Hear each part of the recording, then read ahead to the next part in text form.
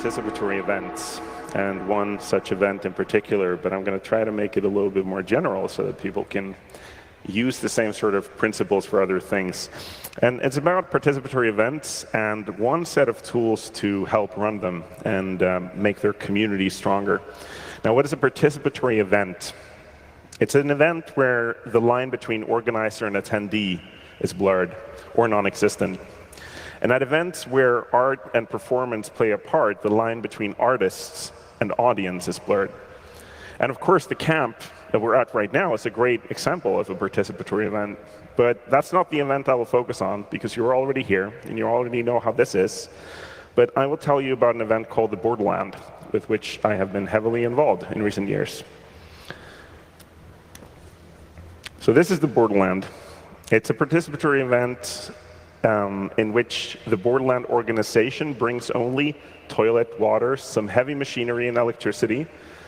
And although we bring electricity, the participants often even have to help roll out the 63 amp cables if they arrive early. Everything else, from stage to structures to streetlights and showers, are brought and built by the participants themselves. And there are now over 3,000 of them. We do this event every year. And many of them stay for 8 or 10 days on site, and some stay for up to 18 days. And much like camp here, everyone pays their own membership, and even the board of the organization pay to be there, the same as everyone else. And it was started with a very specific purpose in mind. And that purpose is to prototype our dreams and allow our imaginations to run free, and try to bring dreams and realities closer together. And experimentation is at the very core of the Borderland, and we want to apply that not only to the art and the self-expression and the parties, but to the community and the organization itself. And again, blurring the line between participant and organizer is in the DNA of the Borderland. So let me just use a minute or two to show you, rather than tell you, what the Borderland is. The Borderland is moving things back and forth. It's building infrastructure. It's leaving a better trace, in this case, a temple that we left on site this year. It's communal effort here, 50 people helping to raise the central tower of the temple. The Borderland is art. It's kitchen conversations. It's dancing. It's midnight meditation. There's a lot of different sorts of spiritual practice, meditation, yoga, etc. at the Borderland. Plays a big part. The Borderland is setting things on fire, in this case an old piano, while somebody was playing it. It's a pretty good concert. The Borderland is gifting. It's a completely gift-oriented economy. There's nothing is bought or sold on site, nothing at all. So people bring the things that they want to give to others, be it food or drinks or presents, and they give them out, creating abundance for the participants. The Borderland is a sea of LEDs, much like camp here. It's an improvised black metal band. It's engineering, and it's peeing. And if you see here the balloons coming out of that toilet stall, it's because a lot of the toilets are actually decorated a lot of the time by this a group that makes it into their art project to create a unique experience in each toilet stall. And it's friendship. And it's an online community. And this is what I'm going to be focusing on during this talk. Because we've built a few custom-made tools for the Borderland and other tools we've found. Dreams and realities and Lumio are the ones I'm going to focus on. We built dreams, we built realities. Lumio we made by a great group in New Zealand. And then we also use Pretix, that I know comes from here, and Keycloak. But my focus tonight is going to be these three tools. And before I move on to those specifically, I want to throw us a little bit into another participatory event, which is Burning Man. And at Burning Man, there is this saying that the playa provides, and the playa being what people call a black rock desert. And what do people mean when they say the playa provides? What they mean is that there's this feeling of that you can very quickly find exactly what you need just by wandering around. often before you even knew that you needed that thing. And there are many reasons for why this is a common experience, but I think that one of those reasons is that Black Rock City, compared to a modernist city, which is very straight roads and everything is sufficiently planned, is a much denser network. Meaning that walking from A to B at Burning Man, you're exposed to a much larger variety of people and places than you are in a modern structured city.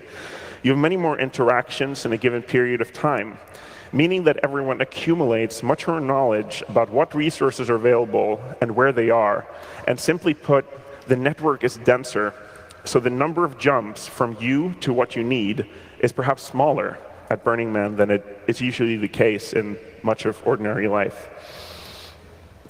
So I'm going to talk about a few design principles that I've found useful in building tools for online communities and thinking about how to use them.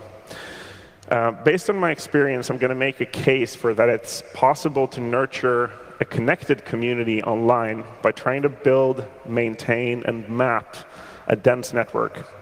And I'm going to take us through 3 steps, which are to increase the collision rate, to make sure that good connections have a chance to last and grow, and finally to map out the paths so that people can find their way to what they need. And first, a little bit of a segue. I want to give us a stronger framework to build on, and also because I find this example so incredibly interesting, let me take you on a short detour to Central Asia and the Silk Road. The Silk Road was, in fact, not a single road at all. It wasn't even a few roads. It was a dense and dynamic network of thousands of routes through the Central Asian highlands. And a merchant could not decide an exact route before they set out. It wasn't possible. What you needed to do was make your way on this resilient web of different possible connections, step by step. If one passage was blocked or otherwise unavailable, there were other paths to choose from. And of course, this story might be familiar for people here because it's in the context of how packets are sent over the internet as well. It's the same story. So how did these networks arise? You know, I mean, a lot of the time, people talk about them as if they arose because of trade. But Professor Michael Frischetti, who has graciously lent me this slide and the next slide, has built this very likely hypothesis that what drove the creation of the networks was migration of sheep. Okay, sheep and nomads, you might be thinking, bear with me, I'm going somewhere with this, promise, just trust me. Now, in the spring, nomads release herds of sheep for summer grazing in the highland pastures over the Central Asian highlands. And these sheep would look for the best quality of grass. And that would often be in pastures high up in the mountains. So sometimes sheep from one side of the mountain, another side of the mountain, come to the same pasture and they meet. And they sit there and, eat grass for the summer. Then the nomads come to get their sheep. They find their sheep at the same pasture, and nomads from one side of the mountain and the other side of the mountain meet and understand that each other exists, and a network, a path is formed. And Michael Frischetti was actually able to, with simulations and then excavations, prove that this is very likely the case. Trade did not come first. Trade was made possible because of the network. And the network is formed by some completely different mechanism. So what we can learn from this is that it was not, it wasn't planned, but it arose from something else. So how can we increase the density of our networks with the tools that we use online for planning our events and coordinating our communities? What could drive our networks to form? And at the borderland, one could argue that our sheep are dreams or art. And how can we harness the way that art brings us together and projects brings us together and events bring us together to make our community stronger and more connected? So we built a platform called Dreams. It's essentially an internal Kickstarter without actually handling any real money in the system. It's just little tokens going back and forth. And it allows participants to gather projects they want to bring to the borderland on this platform and every dreamer that puts a dream on the platform gets a guide. And the guide is just another community member, another peer, helping them to get the dream to a place where it's fulfilling the guidelines and is likely to be funded. And now we also use the Dream platform to distribute the budget, the entire art grant budget of the Borderland. It's crowdsourced to the participants themselves, each of which get 10 tokens to distribute among the projects, each token being worth some amount of money. Again, there is no actual money. This is not any crypto. There are no transactions. It's just little tokens. It's voting, basically. And finally, all the projects and camps are self-placed on a map. So that also increases these connections between the different projects because they have to interact with each other when doing placement rather than having placement being done for them by some other group. And this might seem chaotic, but it drastically increases these connections and makes people talk to each other. So this is how Dreams looks. It's very familiar. It's very similar to crowdfunding websites. This is how it looks when you're looking at such a dream. And in the admin view, you see here you can enable granting, or you can look at some safety documentation and so forth, a little bit of those features. And what we did then is, before a dream gets approved for the granting phase, each dream is peer-reviewed by another dreamer to make sure they meet the guidelines and that the budget of the dream makes sense. And dreams are reviewed by posting comments and by this mechanism of startling little monsters. So anyone can go in and you can click the a necessary material monster or the incomplete budget monster. And that gets read like that and gets startled until the dreamer sees it, fixes the problem, and calms the monster down. That's another way in which you can promote this sort of collision action of people actually going and really reading about what is going to happen at the event and helping each other out. And then during the granting phase, participants distribute a total of 10 tokens to the dreams they most want to see. So how are we doing 4 years in? Well, in 2016, around 70% of the total budget of the entire Borderland event went to these participatory projects, straight to funding the projects of participants. But because infrastructure costs and venue rental don't scale linearly, it's now around 50%. But it's still a very high number, thinking that this is not going to anything else but what the participants themselves want to bring. And this year, we distributed around 120,000 euros to about 190 projects.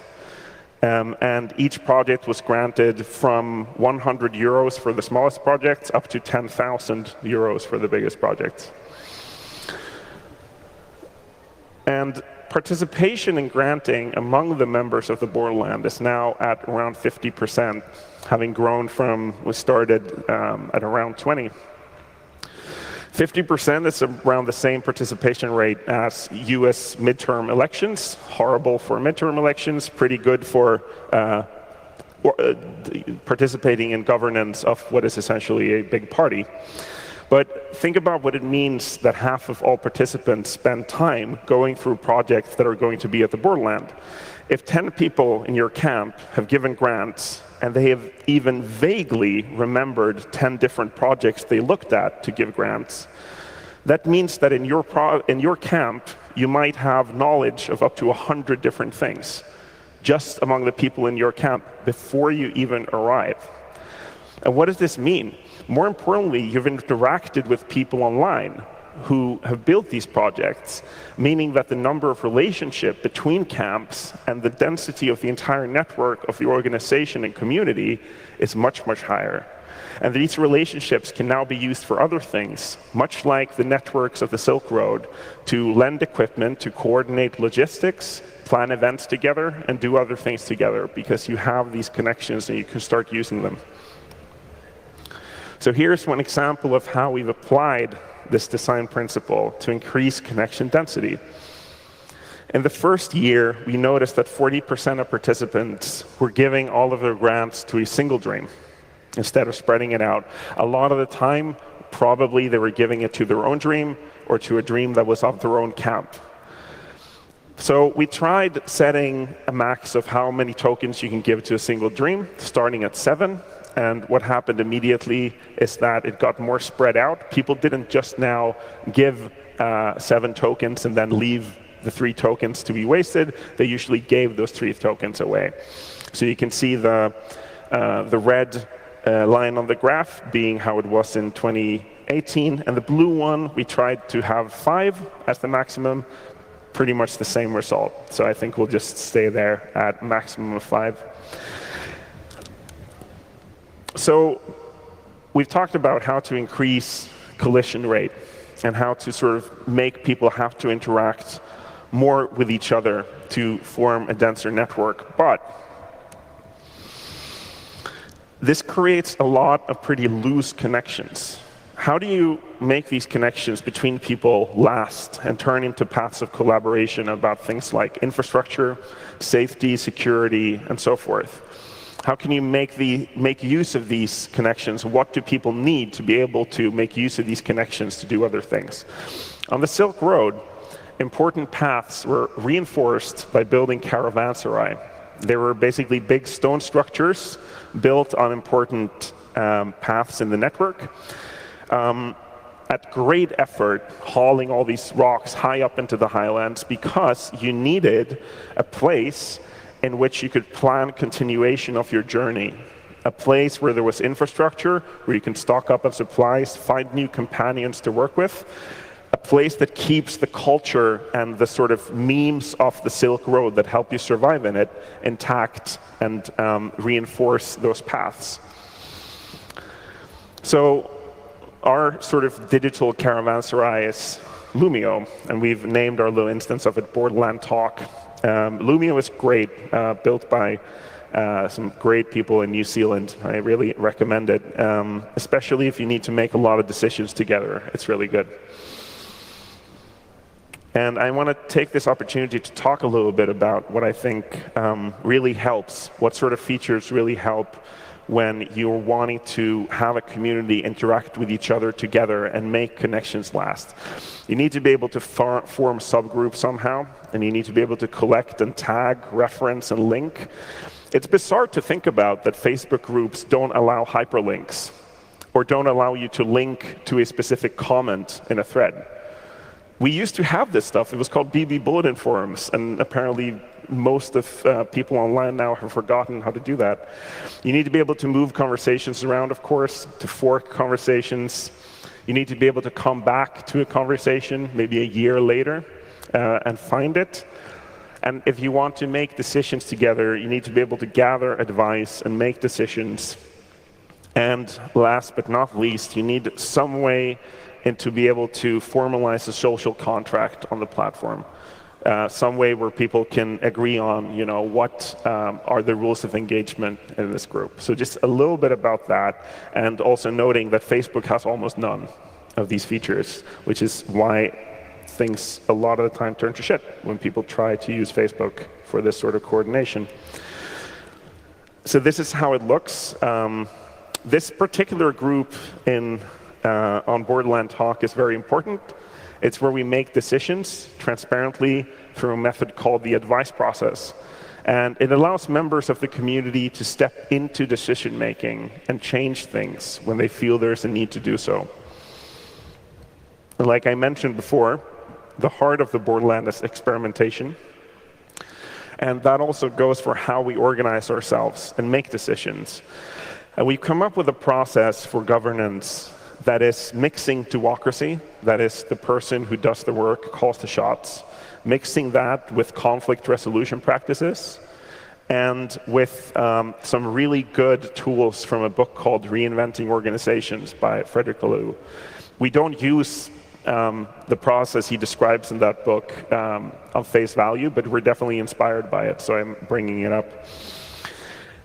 But these methods, without the digital tools like Lumio and the other platforms we use, would not have been possible to scale to an organization of 3,000 participants that sort of come and go in a flux.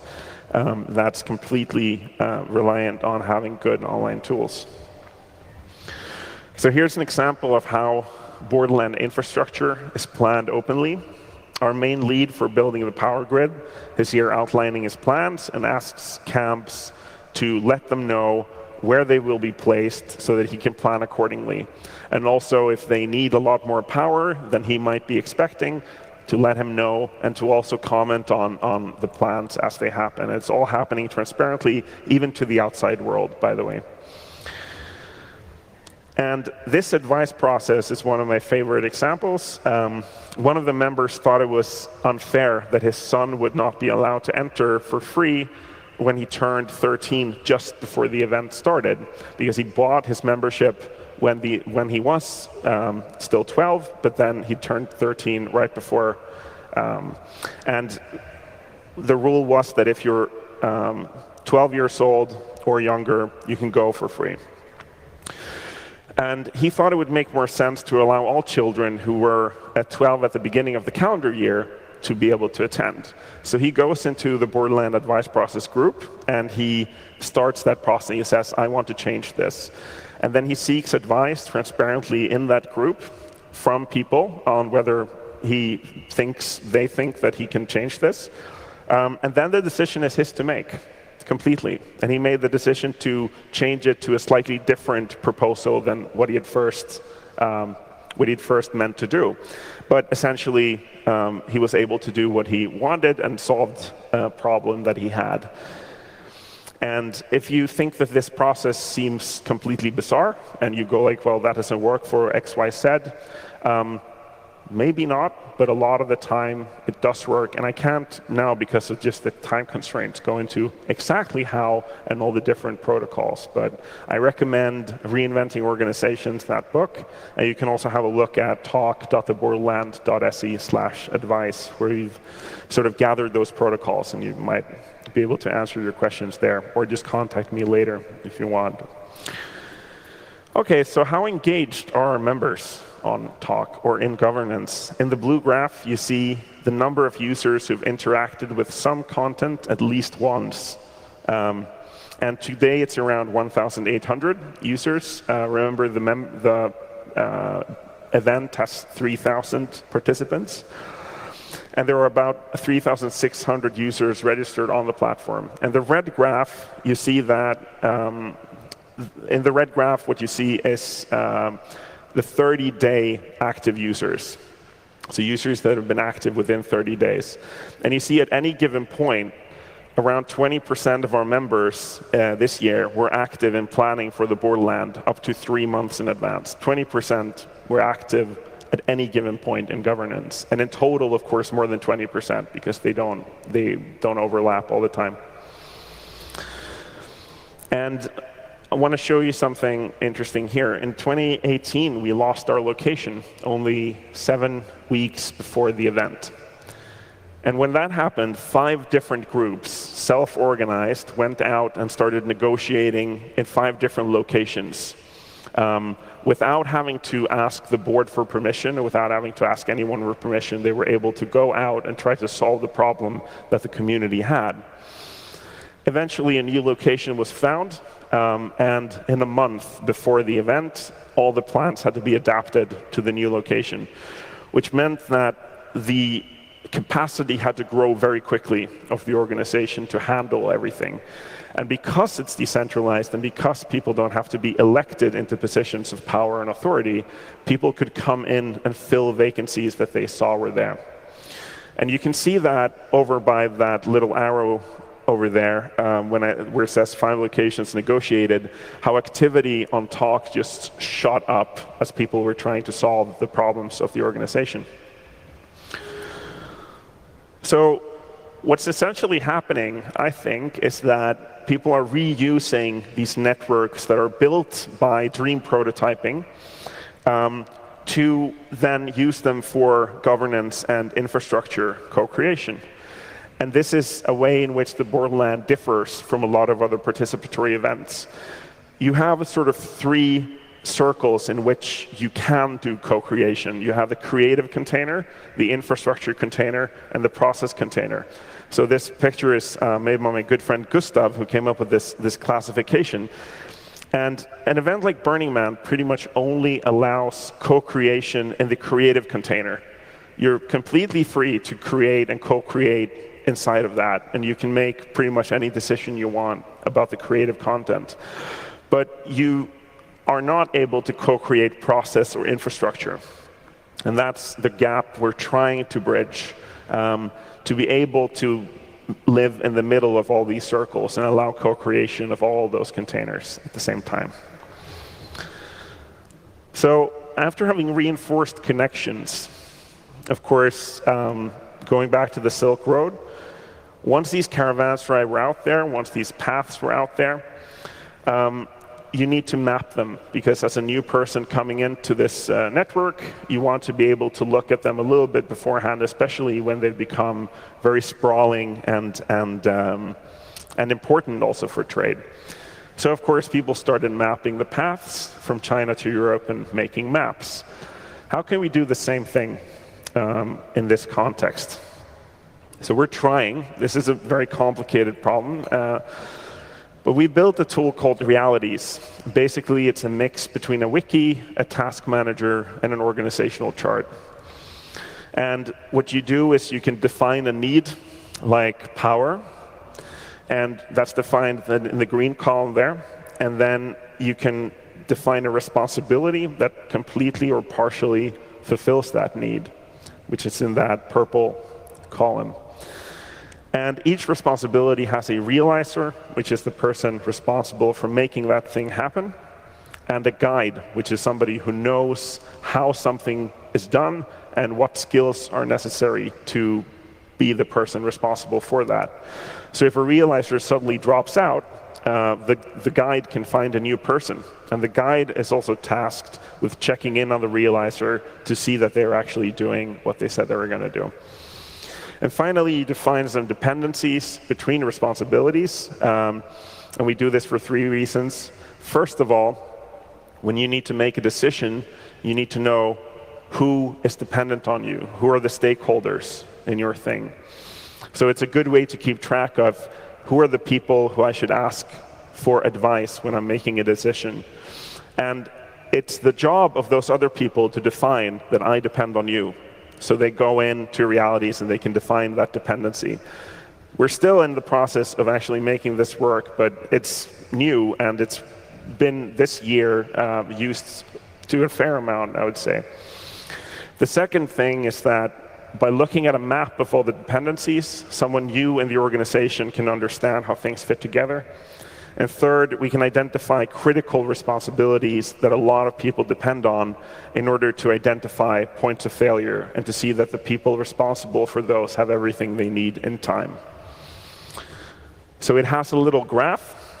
It's very experimental and rough still, but here you can basically see people on the outermost ring, and then the ring within that are responsibilities that have been claimed by someone, and the inner ring are responsibilities that are not yet claimed.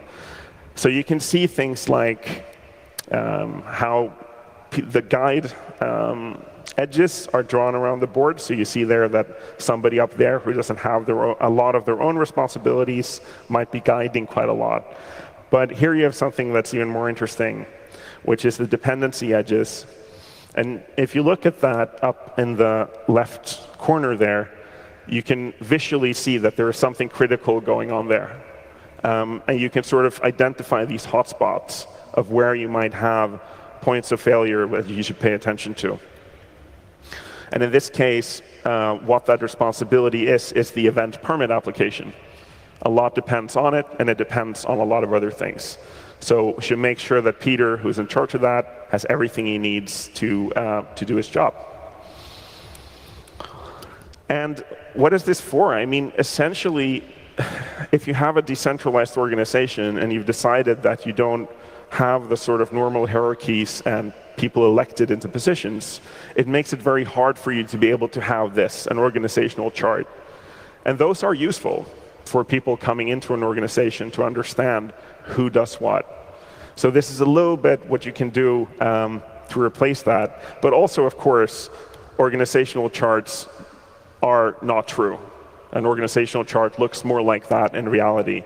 You have a lot of more connections that are perhaps a lot more important than what you actually see in the clean chart.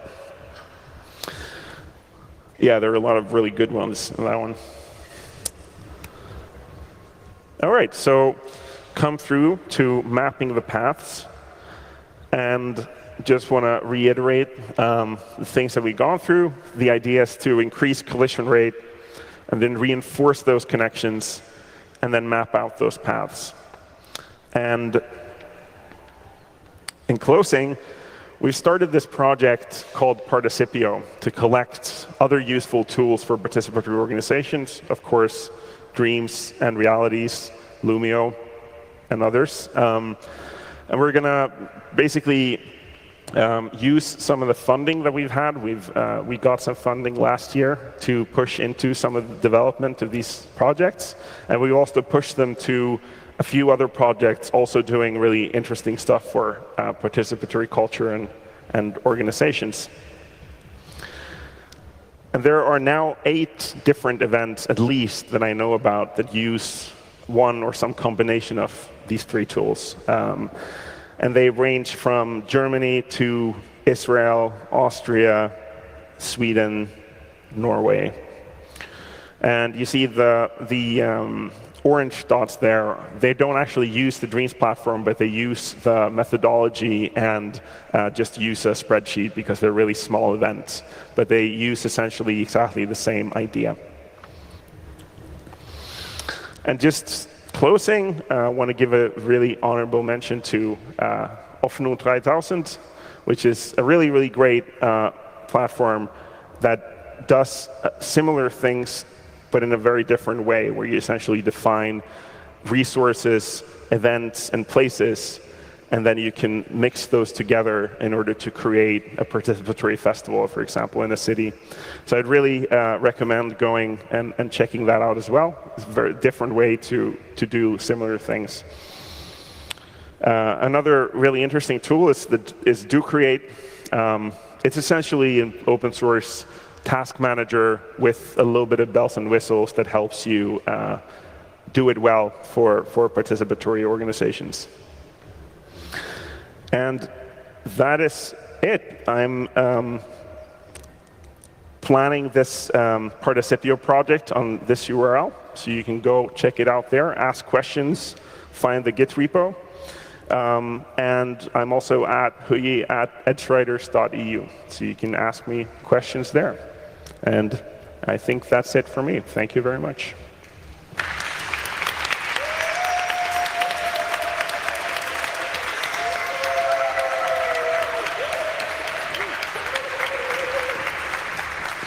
Thank you. Well, thank you. Thank you very much. Do we have any questions from the audience? Does anybody want to know? Over there. You'll have to speak into my microphone, please. Hey, thanks for the great talk. One thing that was a bit unclear to me is you said it's decentralized and there's nobody being voted in position, and I was wondering how you then decide on competence. Like if somebody shows up and says, hey, I want to do the power grid, but he has no experience with it, for example, how do you organize or deal with this? So this is where 2 things come in. One, that we have this guide position, meaning that there's supposed to be someone in place who knows what skills are required, who can talk to that person and say, listen, I'm not sure if you can do this. The second part is that to make any decision, you must seek advice. So when this person comes in and start making decisions, they're going to go around and seeking advice from stakeholders. Hopefully, those stakeholders will pretty quickly figure out that this person does not understand what they're doing, and they'll talk to them and maybe find someone else that can do it instead. This has happened, and that's sort of how it goes. It's a little bit of a soft way to do it. Yeah. Thank you. Is there another question? Okay. So there's exactly the question I was thinking when you looked at it. Like, what's the discovery mechanism for stakeholders in that graph of people? Like, is it based on the dependencies, or is it, where does it come from? Like, how do you know who to ask for advice? Where do you find them? So this is, yeah, the part of it that's a little bit of magic, and this is also why when you say that anyone can make a decision about anything, it's not necessarily that simple, because you have to be in a place in the organization where you actually do understand these things. But that is also a little bit of a safeguard, because it means that it's very hard to start making decisions without first getting to know people and getting to understand the organization. But Realities is also supposed to help you with that by defining those dependencies so that you can see at least some list of stakeholders and maybe ask those stakeholders if there are other people that they think you should talk to. There is a space for informality, yeah. Can you give an example of like conflict resolution on this platform, or whether you had any kind of drama, shit show happening, and how did you solve that? Right. Thanks. Yeah. So conflict resolution is completely vital for this thing to work. If you don't have that, the whole thing collapses. Because if one person makes a decision and another person makes a decision about the same thing and they can't agree, then you have a conflict and you need a way to solve that. We have conflict resolution escalation that starts with those two people just talk while examining their own drives and try to look at themselves and why they are in this conflict. The second escalation goes to having an impartial mediator, someone who knows conflict resolution, get these two people in a video chat and try to get them to resolve the conflict using those tools. They can escalate up to a further level, which is a tribunal, where they both pick a person that represents them, and then they both agree on a third person, and that little tribunal makes the decision. The fourth escalation step, it just goes to the board of the organization. We've never gone further than the second, so we've never done a tribunal. But it's also a community of hippies. They're pretty good at, at chilling out when necessary. Okay. Do we have a signal angel? Is there a question from the internet? Who? Doesn't look like it.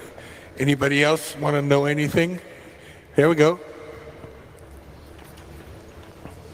I understood that you have a board. So what happens if the board disappears? Will the event still happening, or it will just disappear? Well, I'm not sure how it could disappear, but I guess what you mean if they just leave. So the Borderland is organized by a non-profit association based in Sweden. What happens if the board leaves is that the members of the organization, who are the people who had memberships to the last event, call a new annual general meeting and elect a new board. So the members are in the end the highest position of authority, and there's an annual general meeting every year where the board is elected by the members. Okay, thank you. Anybody else want to know anything? I sort of have to squint below the brim of my hat. No? 3, 2, 1. Oh, okay. There's one there. Oh, over there. Hang